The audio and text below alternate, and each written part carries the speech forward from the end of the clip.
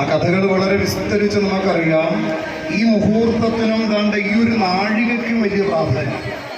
ഏതാണ്ട് 12 മണിയോടടുക്കുമ്പോൾ ഷൺമുഖദേവന്റെ തിരുമുമ്പിൽ വലിയൊരു പൂജ നിർവഹിക്കുമ്പോൾ പാർവതി ദേവിയുടെ പ്രാർത്ഥന കേട്ടിട്ട് സുബ്രഹ്മണ്യനും ലോകത്തുള്ള മുഴുവൻ സന്തതികൾക്കും ഏതെല്ലാം രീതിയിലുള്ള ഐശ്വര്യമുണ്ടായി, അതുപോലെ ജീവിതത്തിൽ എല്ലാ ഐശ്വര്യങ്ങളും സമാർജിക്കാൻ പോകുന്ന ഒരു വലിയ മുഹൂർത്തമാണ് ഏതാണ്ട് 1 മണിക്കൂർ കഴിയുമ്പോൾ.